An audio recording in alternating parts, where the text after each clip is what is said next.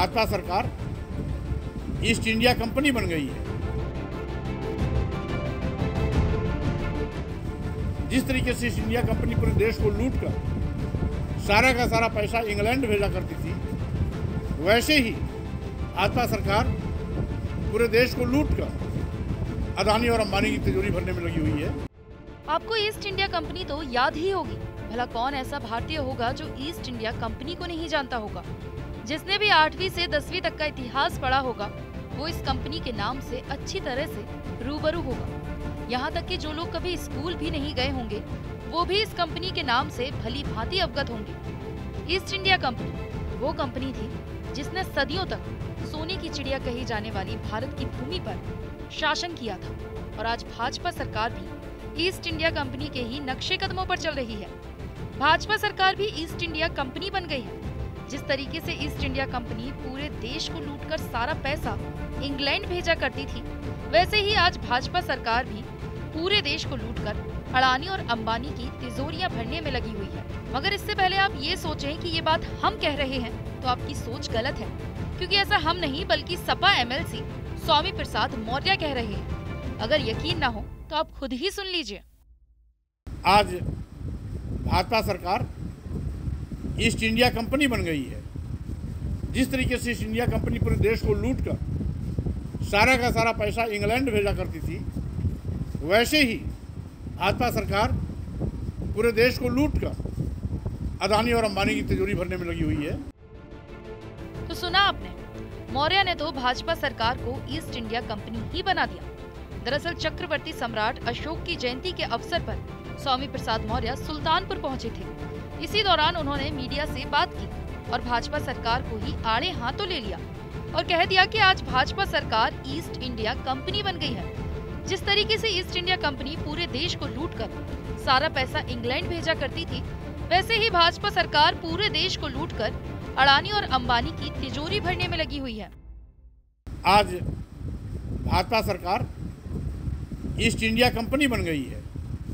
जिस तरीके से ईस्ट इंडिया कंपनी पूरे देश को लूट कर सारा का सारा पैसा इंग्लैंड भेजा करती थी, वैसे ही भाजपा सरकार पूरे देश को लूट कर अदानी और अंबानी की तिजोरी भरने में लगी हुई है। ये देश का दुर्भाग्य है कि आज राष्ट्रवाद का नारा देने वाले लोग राष्ट्र हितों के साथ खिलवाड़ कर रहे हैं, राष्ट्रीय संपत्तियों को बेच रहे हैं और साथ ही साथ आज धार्मिक उन्माद पैदा कर हिंदू मुसलमान भाईचारे को तार तार कर रहे हैं। हम समझते हैं यह देश के लिए दुखद है, क्योंकि देश की आज़ादी में सभी लोगों का योगदान है, सभी लोगों की शहादत शामिल है, सभी लोगों का। इतना ही नहीं, मौर्य ने ये भी बताया कि लघु और मध्यम व्यापारियों के शोषण का जीएसटी माध्यम बन गई है। आजादी के बाद भाजपा पहली सरकार है जो राष्ट्र की संपत्तियों विभागों को अपने चहीते उद्योगपतियों के हाथ में बेच रही है। जीएसटी लघु एवं मध्यम व्यापारियों के शोषण का माध्यम बन गई। आज़ादी के बाद भाजपा पहली सरकार है जो राष्ट्रीयकृत संपत्तियों विभागों को अपने चहेते उद्योगपतियों के हाथों में बेच रही है। देश के सभी बंदरगाह, एयरपोर्ट, एयर इंडिया, सारे रेलवे स्टेशन, कई दर्जन ट्रेनें, LIC आदि अपने चहेते उद्योगपति अदानी और अंबानी के हाथों में अरबों खरबों की संपत्ति कौड़ियों के भाव भेज दिया है। बैंक इन पर अलग से मेहरबान है। भाजपा पर तंज कसते हुए मौर्य ने ये भी कहा कि सरकार नौजवानों के मुंह से निवाला छीनने का काम कर रही है। यानी जिन विभागों में नौजवानों को सरकारी नौकरी मिलने की गुंजाइश थी, उन विभागों को निजी हाथों में बेचकर हमेशा हमेशा के लिए नौजवानों के मुंह का निवाला छीन रही है सरकार। हमारे अन्नदाता को याद करते हुए मौर्य ने कहा कि किसानों को महंगे दाम पर बीज, खाद, रासायनिक और पेस्टिसाइड लेना पड़ रहा है। साथ ही छुट्टा जानवर भी किसानों की फसल को चरकर चौपट कर देते हैं।